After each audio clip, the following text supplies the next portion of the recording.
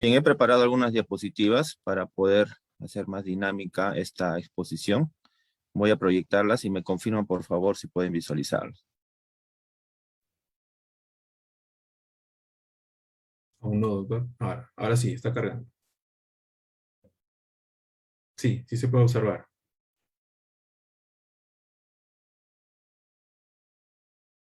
Ahora sí, pantalla completa. Su audio, doctor, está apagado. Bien, Ahora sí. ahora sí, ¿me escuchan? Sí, sí, ahora sí, correcto. Bien. Como decía, el tema que vamos a tratar hoy es la prueba y medidas cautelares en el proceso de extinción de dominio. Este proceso que es relativamente nuevo, es un proceso sui generis. Algunos señalan que es una combinación del proceso penal y el proceso civil. Otros indican que tiene más rasgos característicos del proceso civil, u otros también del penal, pero en todo caso, conforme vamos a ir exponiendo, vamos a ir advirtiendo que ciertamente tiene algunas características o lleva consigo algunos principios e instituciones del proceso penal, como también del proceso civil,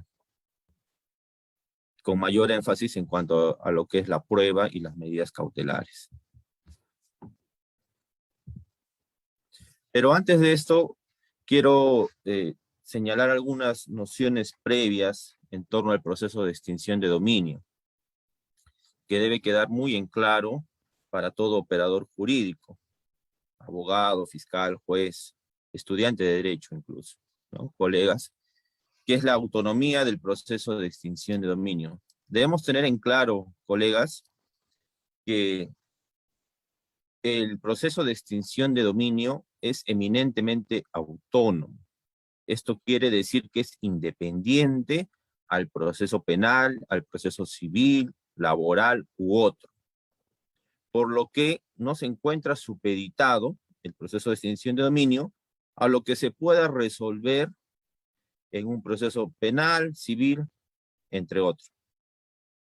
Dicho de otra manera, si en un proceso penal se expide una sentencia absolutoria, se expide un sobreseimiento, un archivo de una investigación penal, esto no impide para que en el proceso de extinción de dominio se pueda iniciar una indagación patrimonial, es decir, una investigación, o incluso, de ser el caso, plantear una demanda ante el juzgado de extinción de dominio.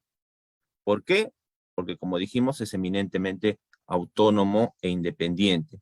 Lo que se ventila en el proceso de extinción de dominio es el origen ilícito o destinación ilícita de un bien patrimonial, es decir, de bienes. En el proceso de extinción de dominio no se investiga personas. El proceso de extinción de dominio no se encarga de acreditar responsabilidades penales. Como reitero, solamente se encarga de corroborar si un determinado bien tiene un origen ilícito o este ha sido destinado para fines ilícitos. Por lo tanto, en el proceso de extinción de dominio, o el proceso de extinción de dominio gira sobre bienes patrimoniales, ¿ya? Sobre bienes. Entonces aquí tenemos que hacer una distinción clara entre lo que es el decomiso y la extinción de dominio propiamente dicho. El decomiso es una consecuencia accesoria, conocemos, del proceso penal, ¿no? En un proceso penal, de ser el caso, se emite una sentencia condenatoria y accesoriamente, como consecuencia, puede dictarse el decomiso de determinado bien. Y en la extinción de dominio, como su propio nombre lo dice, se extingue el dominio o el derecho de propiedad sobre determinado bien, para que éste pase a favor del Estado, representado por el Programa Nacional de Bienes Incautados.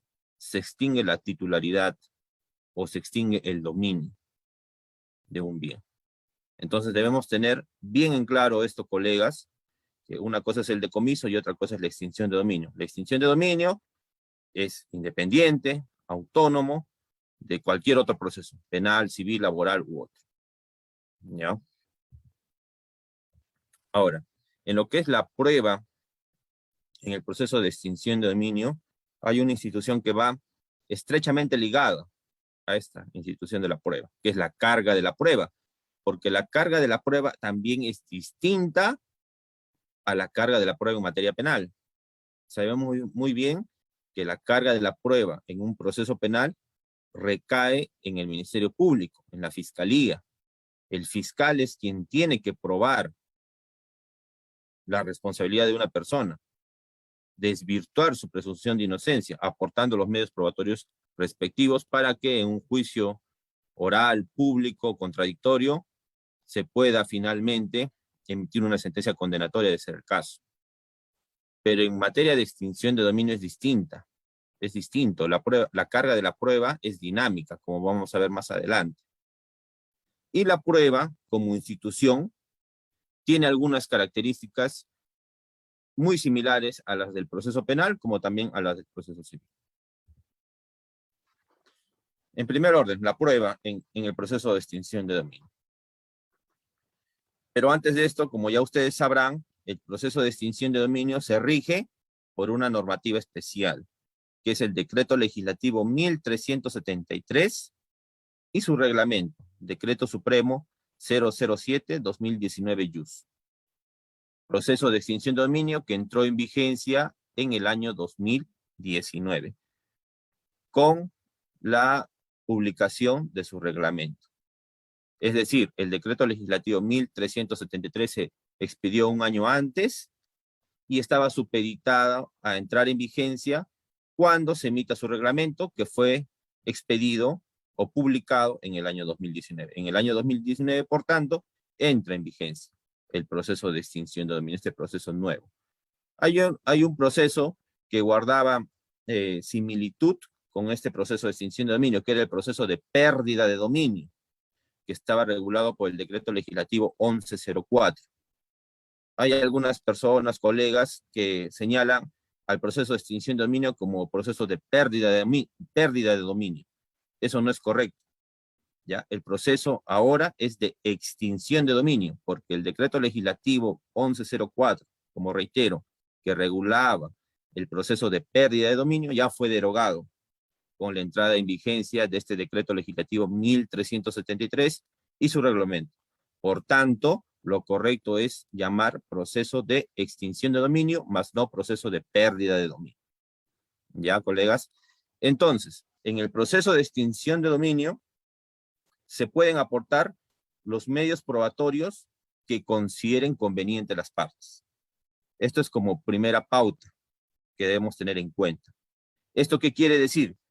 Que si yo soy la parte pasiva del proceso de extinción de dominio, es decir, el requerido o incluso un tercero, esto quiere decir la parte demandada, puedo ofrecer los medios probatorios que considere conveniente. Prueba documental, prueba testimonial, entre otros. También la fiscalía por su parte, como parte demandante, puede ofrecer prueba documental, documentos, prueba testimonial, algún testigo, alguna pericia, prueba pericial, también. ¿Y cuál es la regla? Siempre y cuando estos medios probatorios no vulneren derechos fundamentales, ni atenten contra la dignidad humana, de una u otra parte, o incluso de terceros. ¿Sí? Porque si vulneraría algún derecho fundamental, ya sea del requerido, de un tercero, o de otra persona, simplemente se convertiría en prueba ilícita. Por lo tanto, sería excluido del material probatorio.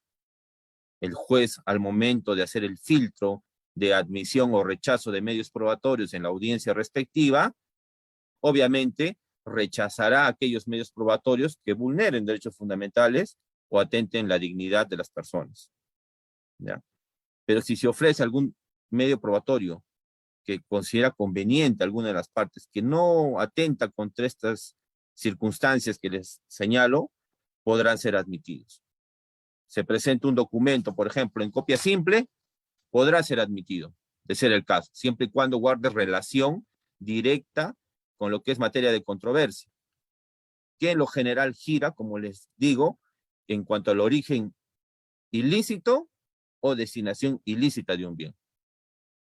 Ya en su momento, el juez tendrá que valorar la naturaleza de este documento. Si es en copia simple, tendrá que señalar lo pertinente y, de ser el caso, si es que este se encuentra corroborado con otros medios probatorios, etc.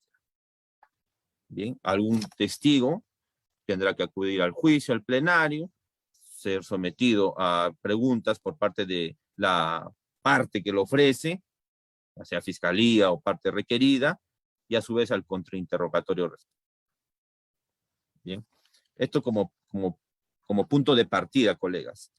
Los medios probatorios que pueden ser ofrecidos son los que consideren conveniente las partes, con la excepción de que no vulneren derechos fundamentales ni atenten contra la dignidad de las personas. ¿Ya? El juez decide la admisión de medios probatorios de manera motivada. En efecto, en la audiencia inicial, el juez decide qué medios probatorios serán admitidos y qué medios probatorios serán rechazados, ya sea por parte de la fiscalía como por parte del requerido, que es la parte pasiva, la parte demandada. ¿Ya? En el proceso de extinción de dominio hay dos audiencias principalmente. Una audiencia inicial y una audiencia de actuación de medios probatorios. En la audiencia inicial es donde se decide esta situación de la admisión o rechazo de medios probatorios. También se decide en otras circunstancias, como por ejemplo, alguna excepción que pueda ser planteada por el requerido, alguna nulidad quizás también que pueda ser planteada por parte de la Fiscalía, la Procuraduría, o el requerido o el tercero, ¿no? En esta audiencia es donde se debate ello. Pero principalmente se debate y discute la admisión de medios probatorios. ¿Ya? Y el juez, al culminar esta audiencia, emite esta resolución donde señala qué medios probatorios serán admitidos y por tanto serán actuados en la posterior audiencia y qué medios probatorios serán rechazados. Esta resolución es inimpugnable. ¿Ya?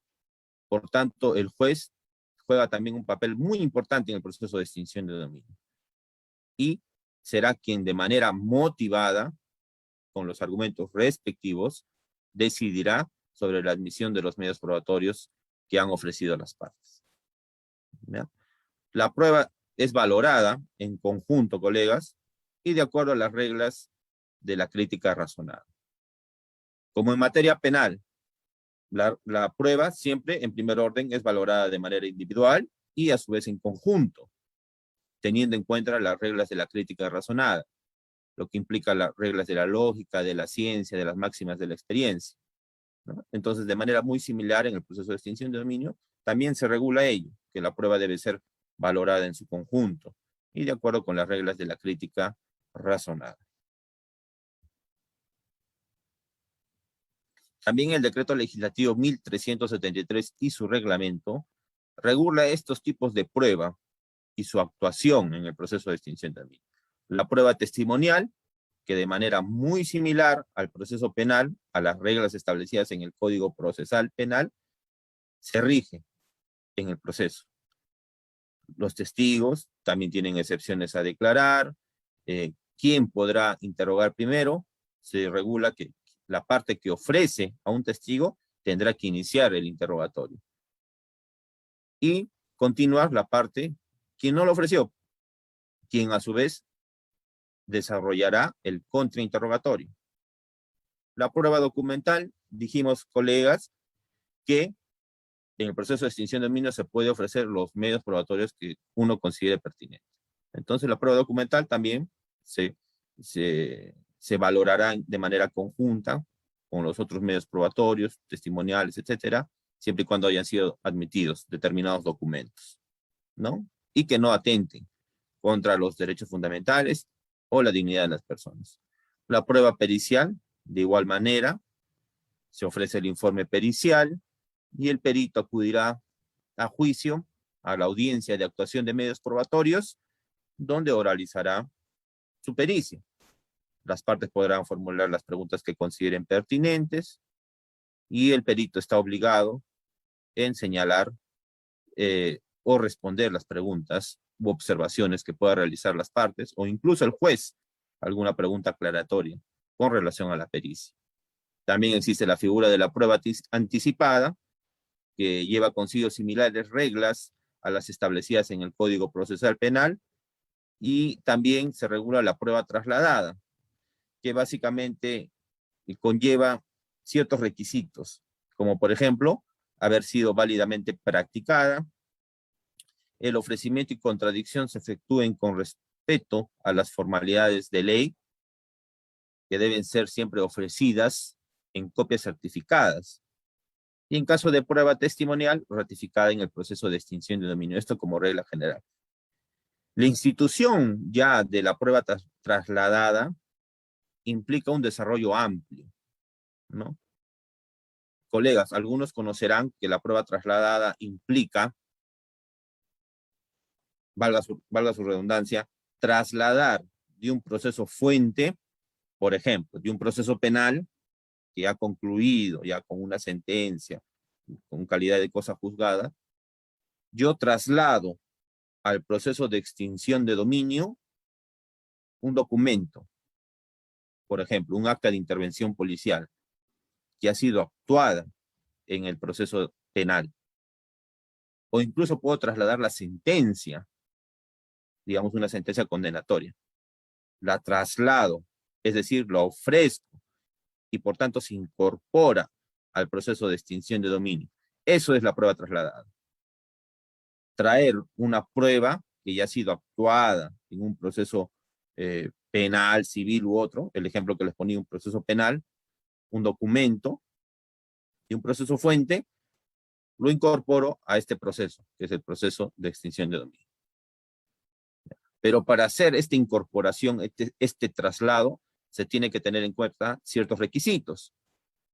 Como les decía, que haya sido válidamente practicada en el proceso penal, en el proceso fuente, que haya sido con respeto de todas las formalidades de ley, que se haya sometido, digamos, esta acta de intervención que les decía, al contradictorio respectivo en el juicio. Y yo la incorporo siempre en copia certificada, para que tenga la validez del caso. O incluso puedo solicitar el desglose de este documento en el proceso penal fuente y lo incorporo. En ese caso ya lo incorporaría en original incluso, de ser el caso. ¿Ya? Y en caso de prueba testimonial, nos señala la norma que, por ejemplo, si ofrezco una prueba testimonial, un testigo que ha declarado en este proceso, en este proceso penal, un testigo muy importante, si lo ofrezco o por tanto lo quiero trasladar al proceso de extinción de dominio, la regla general es que este testigo tiene que ratificarse en el proceso de extinción de dominio. ¿Ya? Entonces la prueba trasladada implica ello. También se encuentra regulado en el proceso de extinción de dominio. Y como les decía al inicio, un tema que va de la mano con la prueba en el proceso de extinción de dominio es la institución de la carga de la prueba, que es muy distinta a la regulada en un proceso penal, un proceso civil u otro. Siempre pongo el ejemplo de un proceso penal porque la gran mayoría de los casos, por no decir todos, de los procesos de extinción de dominio, tienen como fuente los procesos penales, en la medida que, como les decía, los casos de extinción de dominio giran en torno al origen ilícito o destinación ilícita de un bien, vinculado a una actividad ilícita. Y el ámbito de aplicación señalado en el decreto legislativo 1373 señala qué actividades ilícitas podrían ser. Por ejemplo, contrabando, tráfico ilícito de drogas, minería ilegal, entre otros, ¿no? Que estos son delitos. Y como les decía, por tanto, en su gran mayoría, por no decir todos, provienen de investigaciones penales, de procesos penales formalizados o un juicio, etc. ¿Ya? Siempre teniendo en cuenta, ojo, la autonomía del proceso de extinción de dominio, doctores. ¿Ya? No importa, reitero, porque considero muy importante este aspecto que se debe tener en claro, que no importa que en un proceso penal se haya archivado una investigación fiscal consentida, ratificada por el fiscal superior, o se haya sobreseído la causa, o incluso se haya expedido sentencia absolutoria, o incluso haya prescrito el delito. Ello no impide para que se pueda iniciar un proceso de extinción de dominio. O incluso plantearse una demanda, o inclusive declararse la extinción de determinado bien patrimonial. ¿Ya? Entonces, la carga de la prueba como institución en general, no estamos hablando carga de la prueba en penal o en extinción de dominio, como institución en general, colegas, debe ser visto desde dos aspectos. Como una regla de aportación, sentido objetivo, subjetivo, y como una regla de juicio, en sentido objetivo. Como una regla de aportación en cuanto a la responsabilidad o el deber que tiene cada una de las partes dentro de un proceso de aportar prueba. Eso hace referencia a la regla de aportación. Y la regla de juicio, o en un sentido objetivo de la carga de la prueba, nos indica la posición que asume el juzgador al culminar la actuación de los medios probatorios respectivos. El juzgador, luego del debate en un juicio, tendrá que valorar los medios probatorios que han ofrecido las partes, fiscalía, parte requerida o parte investigada, imputada. Estoy hablando en términos generales como carga de la prueba, les decía. Entonces el juzgador, al final de la actuación de los medios probatorios, tendrá que realizar el proceso de valoración de estos. Y tendrá que emitir una resolución. Y al emitir esta resolución, señalará sobre qué parte recaen las consecuencias de no haber aportado prueba o de que la prueba que haya aportado no haya sido tan contundente para desvirtuar la afirmación que haya ofrecido la contraparte. ¿Ya? Entonces, la regla de aportación hace referencia a las partes, quienes tienen el deber de aportar prueba, de ofrecer medios probatorios, y la regla de juicio respecto del juzgador, del órgano jurisdiccional. Ahora, la carga de la prueba en materia penal, creo que ya conocemos todos, se encuentra regulado en el artículo 4 del título preliminar del Código Procesal Penal, que indica que el Ministerio Público es titular del ejercicio de la acción penal en los delitos y tiene el deber de la carga de la prueba. ¿Ya? Nos hace referencia a que la Fiscalía, el Ministerio Público, tiene el deber de la carga de la prueba. Sobre el Ministerio Público pesa esta responsabilidad de probar. Y el artículo 14 de la Ley Orgánica también del Ministerio Público hace referencia a ello. Sobre el Ministerio Público recae la carga de la prueba en las acciones civiles, penales y tutelares que ejercite, así como en los casos de faltas disciplinarias que denuncie.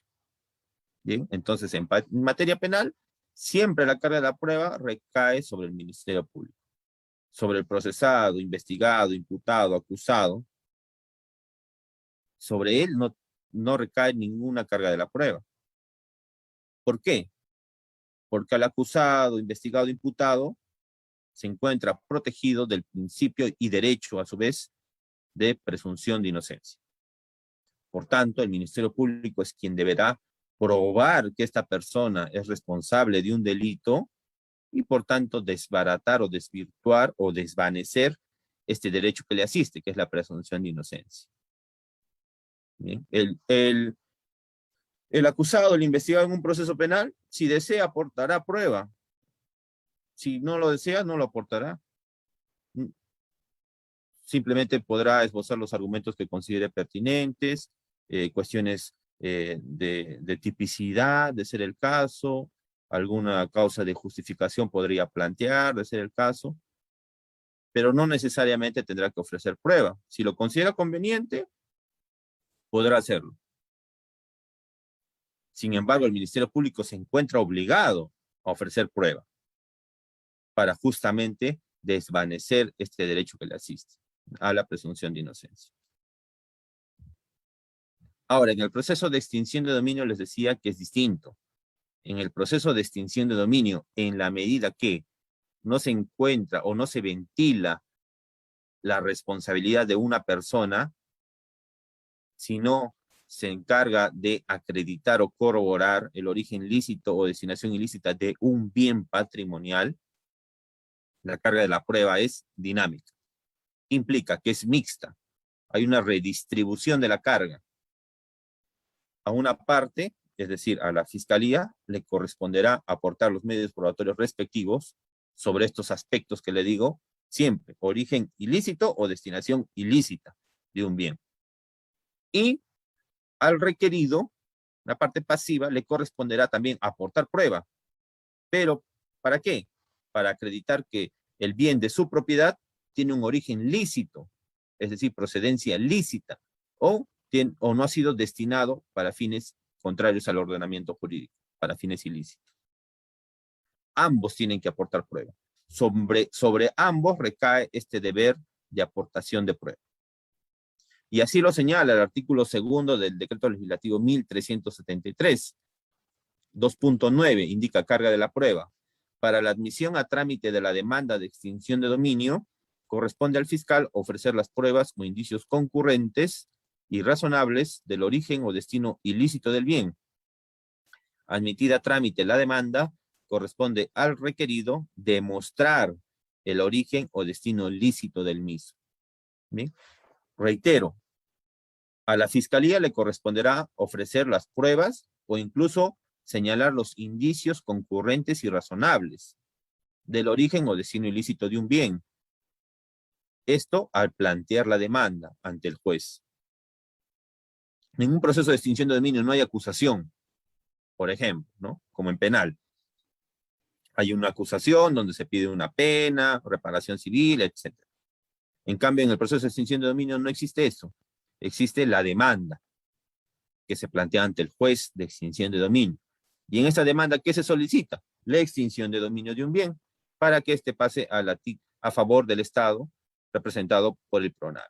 Se tiene que indicar qué bien es, en qué partida registral se encuentra inscrito, las características de este bien, quién es el propietario, por tanto requerido sobre este bien, o incluso quién podría tener algún derecho o interés sobre el mismo, que tendrá a su vez la condición de tercero.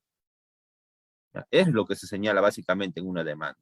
Además de indicar, obviamente, los hechos respectivos, la fundamentación fáctica, la fundamentación jurídica, y un rubro muy importante que es el presupuesto del proceso de extinción de dominio. Hay un catálogo de presupuestos de procedencia del proceso de extinción de dominio que se encuentran regulados en el Decreto Legislativo 1373, artículo 7. Son 7 básicamente los presupuestos. El primero de ellos es el que se utiliza con mayor frecuencia, que hace referencia cuando un bien constituya efecto o ganancia u objeto o instrumento de una actividad ilícita. ¿Ya? Eso básicamente se hace referencia al presupuesto de procedencia. Entonces, el fiscal en esta demanda tendrá que indicar por qué es que considera que un bien constituye instrumento de una actividad ilícita, por ejemplo, de tráfico ilícito de drogas. Tendrá que señalar lo pertinente, argumentar las razones por las cuales se ha relacionado a este bien como instrumento de esta actividad ilícita. Y a su vez tendrá que señalarse, y este es otro rubro muy importante en la demanda de extinción de dominio, el nexo o relación entre el bien y la actividad ilícita que se está postulando. Ojo, doctores, en el proceso de extinción de dominio no se habla de delitos. No, se habla de actividades ilícitas. ¿Por qué?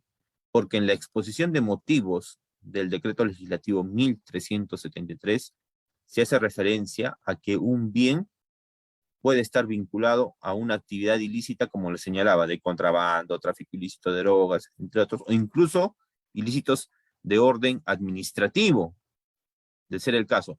Sin embargo, también debe tenerse en cuenta que esta situación de que un bien pueda ser objeto de extinción de dominio cuando se encuentra relacionado a una infracción administrativa, aún se encuentra en desarrollo. Hay posiciones contrarias, unos indican de que sí es posible plantear una demanda o seguir un proceso de extinción de dominio respecto de un bien que puede ser vinculado a una infracción administrativa, y otros señalan de que no. ¿no? Incluso en la jurisprudencia también hay estas posturas, ¿no? Estas opiniones. Pero lo cierto es, como reitero, de que se tiene que señalar esta vinculación o nexo de relación entre un bien y una actividad ilícita. Tráfico ilícito de drogas, lavado de activos, entre otros. Y nos señala la norma de que admitida a trámite la demanda, una vez que se admite la demanda presentada por la Fiscalía, corresponde al requerido demostrar el origen o destino ilícito del mismo. El requerido también le corresponde a él demostrar que el origen o destino de su bien ha sido lícito y por tanto tendrá que ofrecer la prueba respectiva, ¿no? Al contestar la demanda. Eso es lo que implica la carga dinámica de la prueba en un proceso de extinción de dominio. A ambas partes les corresponde probar, ofrecer los medios probatorios, no solamente al Ministerio Público, como en materia penal, que sobre él exclusivamente recae la carga de la prueba. Aquí no. En el proceso de extinción de dominio hay una redistribución de la carga de la prueba, o la carga de la prueba es mixta. Bien, a ambas partes le corresponde probar. El artículo 26.5 también del decreto legislativo 1373 indica lo siguiente. Si el requerido no aporta prueba alguna para fundamentar su pretensión, el juez dicta sentencia teniendo en cuenta los medios probatorios ofrecidos por el fiscal o procurador público. Si el requerido, al contestar la demanda, no ofrece medio probatorio alguno, el juez de por sí no podrá declarar fundada la demanda con solo las pruebas que ha ofrecido el Ministerio Público o la Procuraduría. Esto quiere decir, si el requerido, parte pasiva, no aporta prueba alguna, el juez dirá, bien, como no ha ofrecido prueba alguna, ya entonces la demanda es fundada. Se entiende por ciertas las alegaciones o afirmaciones postuladas por el Ministerio Público, no necesariamente así. El juez tiene que hacer una valoración respectiva de los medios probatorios que ha ofrecido la Fiscalía, el Procurador Público en ese supuesto, ¿no? Que el requerido no haya aportado prueba alguna. Y si luego de esta valoración respectiva llega a la convicción, ¿no?, necesaria de que efectivamente existe cierto grado de probabilidad de que las afirmaciones postuladas por el Ministerio Público en torno a que un bien tiene un origen o procedencia ilícita o ha sido destinado para fines ilícitos es correcta, entonces declarará fundada la demanda.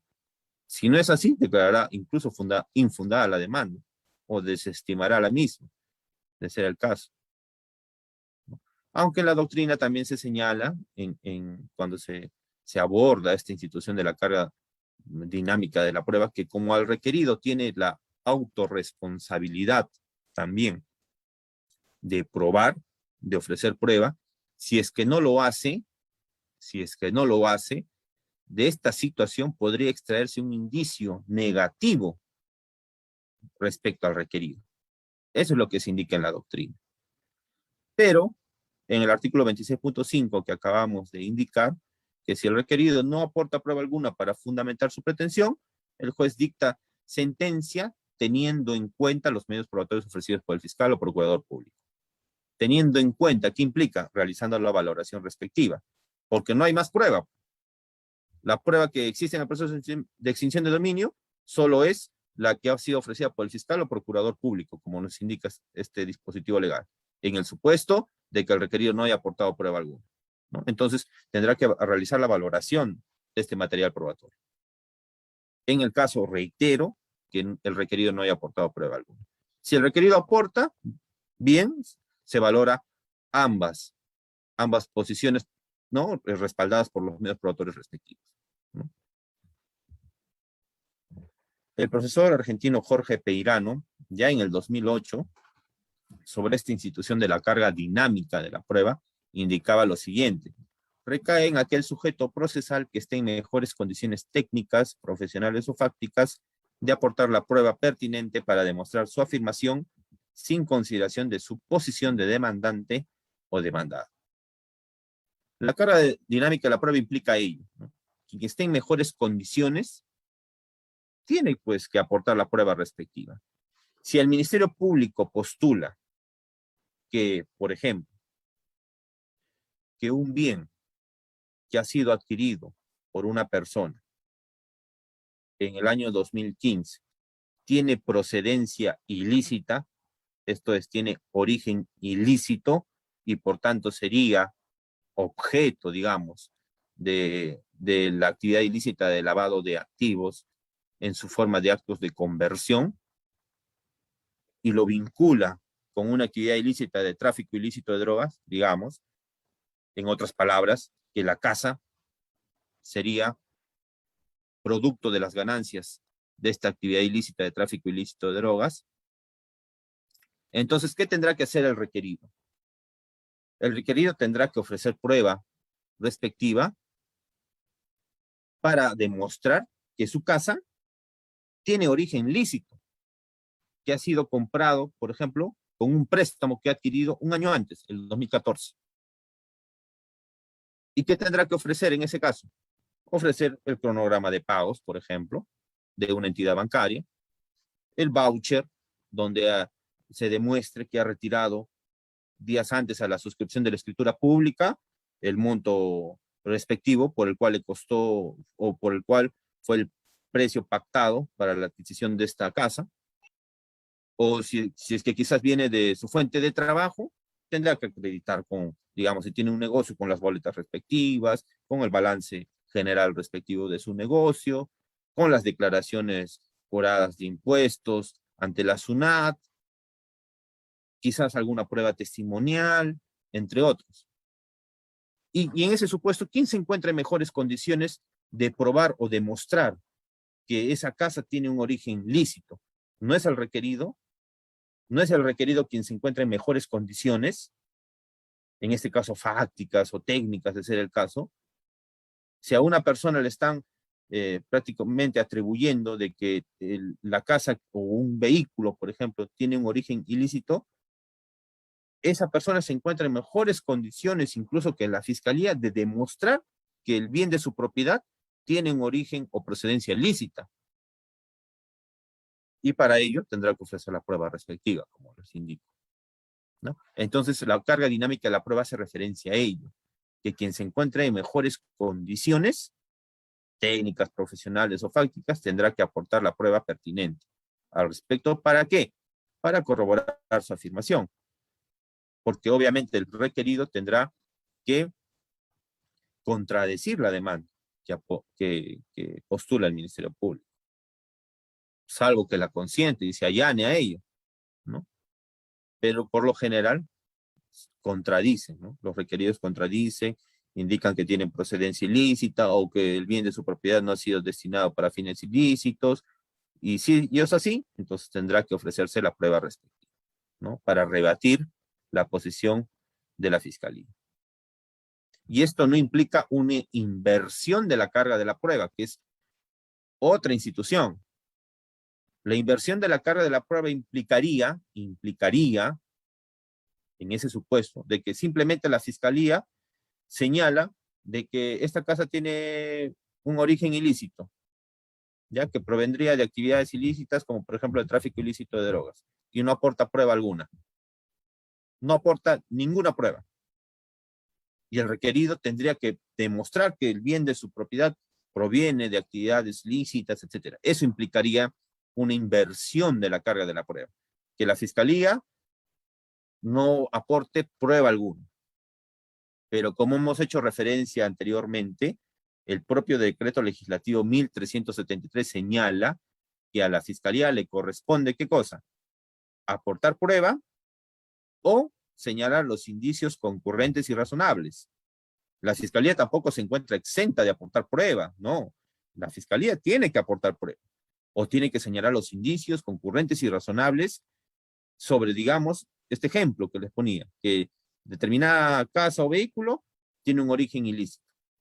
Tiene que aportar prueba. Tiene que decirnos por qué basa su posición o afirmación respecto de ello, ¿no? Y con qué pruebas o con qué indicios los está vinculando. Y por otra parte, al requerido le corresponderá aportar prueba para desvirtuar ello, para señalar lo contrario, ¿no? De que tiene un origen totalmente lícito. El Tribunal Constitucional también ha hecho referencia a la institución de la carga dinámica de la prueba, ¿no? En la sentencia 1776-2004, una acción de amparo, y toma como referencia el artículo 196 del Código Procesal Civil. Nos señala, la carga probatoria dinámica significa un apartamiento de los cánones regulares de la distribución de la carga de la prueba, haciendo recaer el onus probandi sobre la parte que está en mejores condiciones profesionales, técnicas o fácticas para producir la prueba respectiva. También la Corte Suprema nos señala, la acción de la carga de la prueba es mixta en el proceso de extinción de dominio, en esta casación muy importante que les recomiendo leer, colegas, la casación número 1408-2017 Puno, donde hace referencia a la institución de la carga dinámica probatoria en el proceso de extinción de dominio, que de similar manera nos señala que a la parte afectada demandada se le exige que acredite el origen lícito de los bienes aportando el material probatorio que corresponde. Al Ministerio Público también le corresponde la prueba de la vinculación de los objetos, instrumentos, efectos o ganancias con el delito o con la organización criminal, según sea el caso.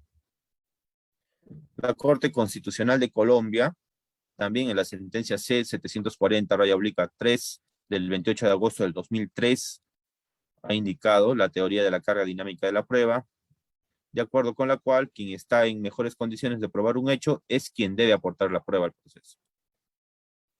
Bien. Siempre tomando en cuenta la definición que señalábamos anteriormente, efectuada por el profesor Jorge Peirano, profesor argentino, que en el año 2008 ya indicaba una definición sobre la carga dinámica de la prueba.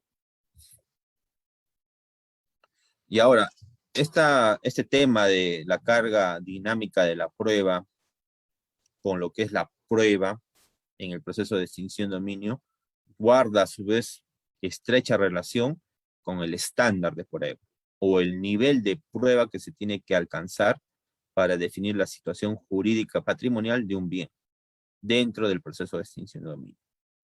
El estándar de prueba en el proceso de extinción de dominio es distinto, colegas, y eso también debe tenerse en cuenta y debe estar muy claro.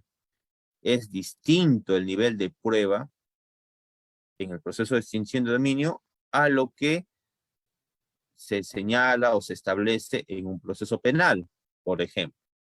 En un proceso penal, el estándar de prueba es de certeza, más allá de toda duda razonable. ¿Y por qué? Porque justamente en un proceso penal se ventila la responsabilidad penal de una persona. Está en juego su libertad. Está en juego un derecho fundamental que es la presunción de inocencia. Por eso es que el estándar es el más alto de todos los procesos, que es la certeza. El juez, al emitir, por ejemplo, una sentencia condenatoria, tendrá que tener toda la certeza de que esta persona es culpable, es responsable de un delito. Y por tanto fallará en ese sentido. Porque, reitero, está en juego su libertad, está en juego un derecho fundamental, que es la presunción de inocencia. Sin embargo, ello no ocurre en un proceso de extinción de dominio. En este proceso, el estándar o el nivel de prueba es el balance de probabilidades. Reitero, el balance de probabilidades. ¿Y esto qué implica? En palabras sencillas, más probable que lo contrario. ¿A qué se hace referencia cuando se indica que en el proceso de extinción de dominio el nivel de prueba es el balance de probabilidades? Que el juez, al realizar la valoración respectiva, no tiene que tener certeza absoluta de que, por ejemplo, la afirmación postulada por el Ministerio Público o por el requerido se vincula en este grado de certeza respecto al origen ilícito o destinación ilícita de un bien. Simplemente tendrá que ser un balance sobre qué afirmación es más probable que la contraria. Si la afirmación que postula la Fiscalía y por tanto está respaldada por medio probatorio ABC, es más probable de que sea cierta a diferencia de la afirmación contraria que postula la defensa del requerido respaldada con un medio probatorio AB. Entonces tendrá que hacer la valoración respectiva y por tanto la argumentación pertinente con relación a ello, de que es más probable de que, por ejemplo, este bien inmueble tenga un origen ilícito, producto de estas actividades ilícitas de tráfico ilícito de drogas, porque el propietario ha sido intervenido un año antes y está acreditado con el acta de intervención policial. También hay otro indicio de que su círculo familiar, conforme a los antecedentes policiales, también se encuentran vinculados con esta actividad ilícita de data anterior a la adquisición del inmueble. Por un lado, es más probable ello, es decir, que tenga un origen ilícito este inmueble, que lo que indica el requerido, de que, por ejemplo, provendría de su fuente de trabajo. ¿Y qué ha ofrecido al respecto? Ha ofrecido ciertamente boletas, tiene una empresa, digamos, ha ofrecido boletas, ¿no? Pero de hace 5 años atrás o 10 años atrás de la adquisición del inmueble. Boletas de venta, etcétera, que demuestran adquisición de dinero, pero no adquisición de dinero con una inmediatez respecto a la adquisición del inmueble.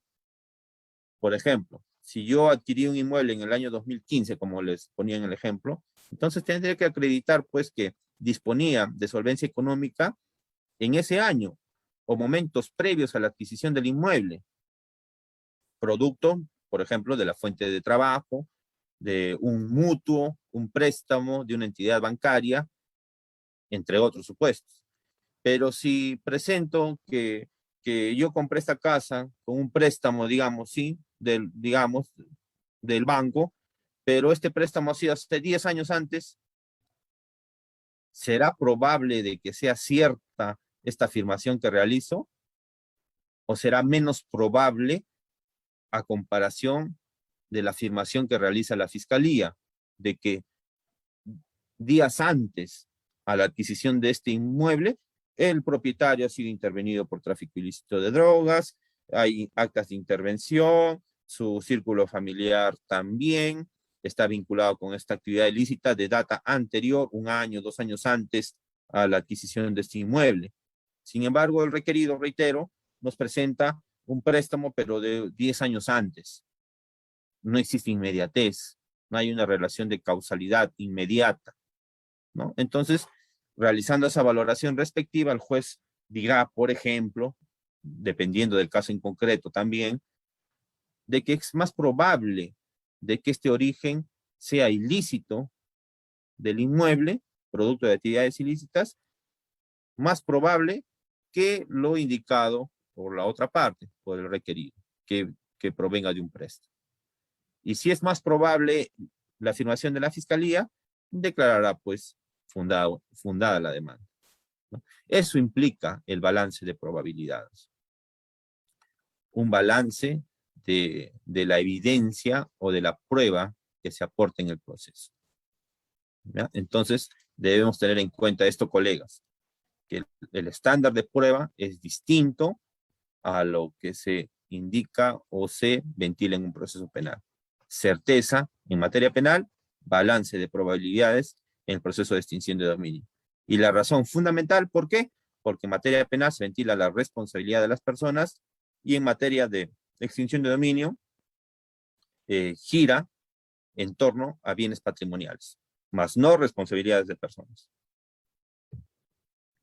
En cuanto a las medidas cautelares en el proceso de extinción de dominio, son instrumentos procesales de carácter real porque son bienes patrimoniales, ¿no? En el proceso de extinción de dominio. En el proceso penal, por ejemplo, hay medidas cautelares de carácter personal, detenciones preliminares, prisiones preventivas, arrestos domiciliarios, entre otros. Pero en materia de extinción de dominio, todas las medidas cautelares son de carácter real, porque giran en torno a bienes, con los cuales se busca garantizar la eficacia de las pretensiones de orden patrimonial que se puedan plantear en el proceso de extinción de dominio. Son accesorias, como todas las medidas cautelares en general, y pueden interponerse durante la etapa de indagación patrimonial, la investigación que se realiza a cargo de la Fiscalía, como también al plantearse la demanda, el acto postulatorio de extinción de dominio. Las finalidades de las medidas cautelares están reguladas en el artículo 21.1 del reglamento del decreto legislativo 1373, y básicamente son 4, colegas. En primer orden, evitar que los bienes sean ocultados, vendidos, transferidos o grabados. Por ejemplo, aquí se podría plantear una medida cautelar de orden de inhibición para bloquear la partida registral y a partir de ese momento no se pueda inscribir algún acto de transferencia del bien o gravamen del mismo. Esto por un lado. Evitar que los bienes puedan sufrir deterioro, extravío o destrucción que disminuya su valor. También otra de las finalidades es ello, que los bienes puedan sufrir alguna disminución de su valor, producto del deterioro, extravío, destrucción. Puede plantearse incluso aquí una medida de incautación, que implica la desposesión del bien de su propietario o tenedor para que pase a favor del Estado, hasta que se defina la situación jurídica patrimonial definitiva con una sentencia de extinción de dominio. Suspender el uso o destinación ilícita de los bienes. Hace referencia a la reiteración delictiva, colegas, de los bienes. Precisamente una de las finalidades de las medidas cautelares es eso, de que se suspenda, por ejemplo, un inmueble que está siendo utilizado para explotar a menores de edad, ¿no? Sexualmente, laboralmente, al interior del mismo, por tanto sería instrumento de la actividad ilícita de trata de personas. Se puede plantear una medida cautelar de incautación. ¿Para qué? Para desposeer a su propietario o tenedor de este inmueble, desocupar el mismo y que éste sea administrado por Pronavi. A partir de ese momento, Pronavi se encarga de la custodia de ese inmueble. ¿Y con eso qué se busca? Suspender precisamente los actos ilícitos que se realizan al interior de este inmueble, ¿no? Como les decía, trata de personas.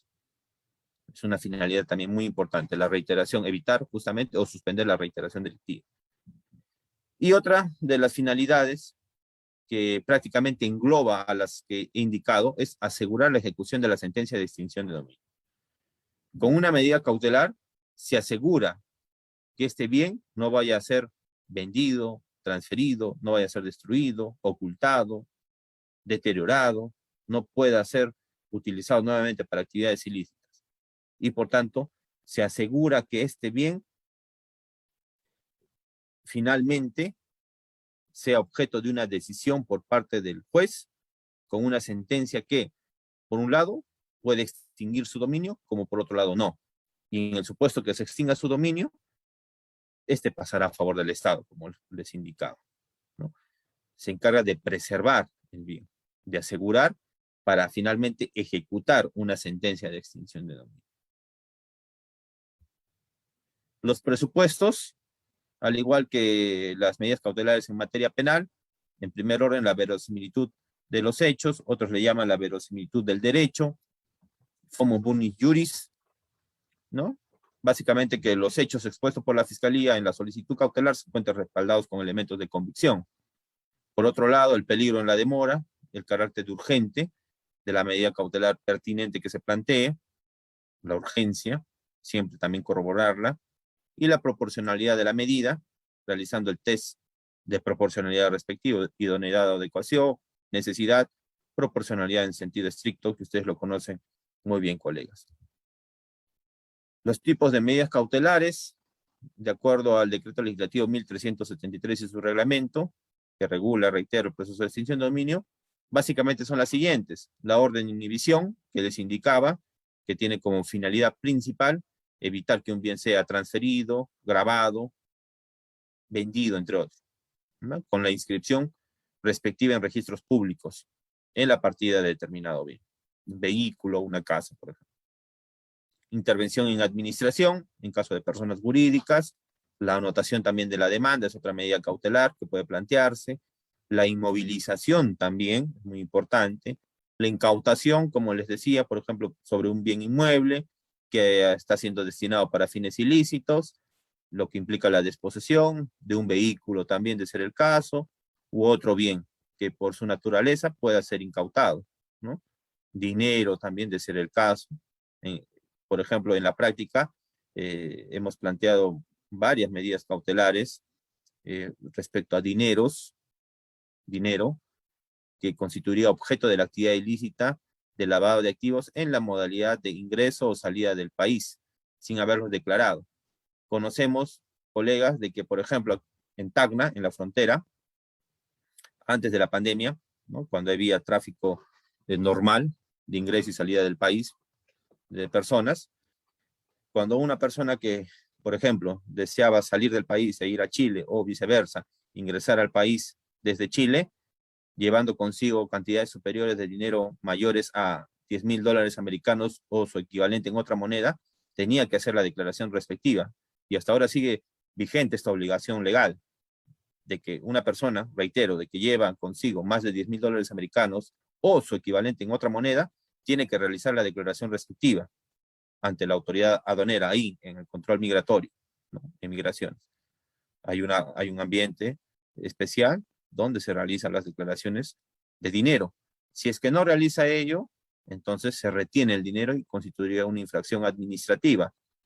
¿Y cuándo esta infracción administrativa constituiría un indicio de lavado de activos? Cuando no se acredita la procedencia u origen lícito del dinero. A la persona que es intervenida por no haber declarado un dinero, se le concede el plazo de 3 días, está regulado por ley, para que pueda presentar la documentación pertinente y acreditar, por tanto, el origen lícito del dinero. Si es que no lo hace, o si lo hace y a criterio de la Unidad de Inteligencia Financiera, se determina o se concluye que el origen no tendría una procedencia lícita, por tanto, a partir de ese momento, ya esta infracción administrativa constituiría, por mandato legal, así lo señala la ley, indicio, ojo colegas, indicio de la actividad ilícita de lavado de activos. Esto no quiere decir de que por sí o por ese solo hecho ya una persona es responsable de un delito de lavado de activos, no. Pero por esta situación de no haberse acreditado el origen lícito del dinero, constituiría un indicio, una presunción sobre su vinculación con esta actividad ilícita de lavado de activos. Y en esos supuestos, como les decía, producto de la intervención, se retiene el dinero, se lacra el mismo en un sobre y se ingresa a la bóveda del Banco de la Nación, ya sea dólares americanos, pesos chilenos, o ambos, o incluso con soles, en muchos de los casos que hemos visto, ¿no? Siempre y cuando supere este monto que les indicaba de $10,000 americanos o su equivalente en moneda extranjera. Y en estos supuestos, hemos planteado algunas medidas cautelares de incautación. ¿Para qué? Para que este dinero sea finalmente ingresado a las cuentas de PRONAVI, del Programa Nacional de Bienes Incautados, quien a partir de ese momento se encarga de la administración del mismo, hasta que se defina la situación jurídica patrimonial con una sentencia. Entonces también hay otras medidas cautelares de acuerdo a la naturaleza del bien patrimonial, teniendo en cuenta la octava disposición final del Decreto Legislativo 1373, que hace referencia a los principios del Código Procesal Penal, Código Procesal Civil u otro. Como por ejemplo una medida cautelar de no innovar, que podría plantearse muy bien en un proceso de extinción de dominio. El trámite de las medidas cautelares básicamente hace referencia a que el fiscal de oficio o pedido del procurador puede solicitar las mismas ante el juez resuelve de manera reservada dentro de las 24 horas, de acuerdo a la naturaleza de la medida, por ejemplo, en incautaciones de inmuebles, el juez puede dictar el allanamiento o registro domiciliario del inmueble, ¿no? De ser necesario, se cursan los partes judiciales para la inscripción de la medida en el registro público respectivo. El fiscal ahora también de manera excepcional puede ejecutar, ¿no? Por motivos de urgencia, estas medidas cautelares de inmovilización, incautación, inhibición o inscripción sobre cualquier bien. Si es en ese supuesto, entonces el fiscal, a su vez, una vez ejecutadas estas medidas cautelares por razones de urgencia siempre y de manera excepcional, tendrá que solicitar al juez la confirmación de estas medidas, quien confirmará o rechazará la misma, ¿no? Dentro de 24 horas de ejecutar. En cuanto a la impugnación de las medidas cautelares, siempre la apelación, doctores. En muchos de los casos hemos visto que los requeridos, por ejemplo, plantean oposición siguiendo las reglas del Código Procesal Civil. Eso no es correcto. Lo correcto es la apelación, porque así se encuentra regulado en el Decreto Legislativo 1373. El recurso idóneo para cuestionar la concesión de una medida cautelar es la apelación. Y el trámite de la impugnación es, una vez ejecutada la medida, se notifica al requerido en el plazo de 5 días hábiles. La resolución que concede o deniega una medida cautelar es apelable dentro de los 3 días de notificada. Ese es el plazo, 3 días. La sala especializada, en este caso, en el caso del sur, por ejemplo, colegas, la sala especializada en extinción de dominio es de Arequipa. Arequipa tiene competencia en todo lo que es el sur. Tacna, Puno, Cusco, Arequipa, Madre de Dios, Apurímac, ¿no? Convoca a vista de la causa, si, dentro de los 5 días hábiles de notificada, siguientes a su elevación, y resuelve en la misma audiencia. Y en casos complejos, puede aplazarse esta por 3 días hábiles. Ahora, las medidas cautelares decretadas o concedidas en un proceso de extinción de dominio tienen prevalencia, autores, sobre cualquier otra medida dictada en otro proceso, sea penal, civil, etc. Si, por ejemplo, en un proceso penal se ha dictado la incautación de un vehículo y este vehículo es objeto de un proceso de extinción de dominio, en este proceso de extinción de dominio también se puede dictar una medida cautelar de incautación. Y si se dicta, entonces esta medida cautelar de incautación prevalece sobre la dictada en un proceso penal. ¿Ya? Para la concesión de medidas no se exige contracautela, excepcionalmente a solicitud del fiscal o del afectado, el juez puede variar o cesar la medida cautelar, precisamente por la característica de variabilidad o provisionalidad de las medidas cautelares. Las medidas cautelares sobre bienes inscribibles se anotan en el registro público por el solo mérito de la resolución. En cuanto a la ejecución de medidas cautelares, se ejecuta de inmediato siempre, se fija fecha y hora cuando así se requiera, según la naturaleza de la medida cautelar respectiva. Y del actuado tiene que levantarse un acta. En caso de inmuebles, el fiscal levanta un acta y consigna una descripción detallada de lo que se puede encontrar al interior del inmueble, las características del inmueble, los ambientes que presenta el mismo. En el acta se señalan los bienes también con interés económico para el Estado. Puede que al ejecutarse una medida de incautación de un inmueble, al interior de este puede encontrarse algunos bienes de interés económico para el Estado. Entonces se señalará o detallará los mismos en el acta respectiva. Que posteriormente, de ser el caso de existir conexión o vinculación, pueden incluso ser incautados o objeto de alguna medida cautelar respectiva. Y finalmente, en cuanto a la ejecución de las medidas cautelares, de tenerse en cuenta que los sujetos intervenientes que deben participar en la ejecución de las mismas son el fiscal especializado y la Policía Nacional especializada. Son los que deben participar. Sí o sí deben estar presentes en la ejecución de una medida cautelar en un proceso de extinción de dominio. Y de manera facultativa, quienes podrán participar también, de ser el caso, al ejecutar una medida cautelar, puede ser el procurador público especializado, los peritos que sean necesarios, o los funcionarios delegados de PRONADI. Eso es todo en cuanto a mi participación, colegas. Estoy presto a las preguntas que deseen formular. Muchas gracias.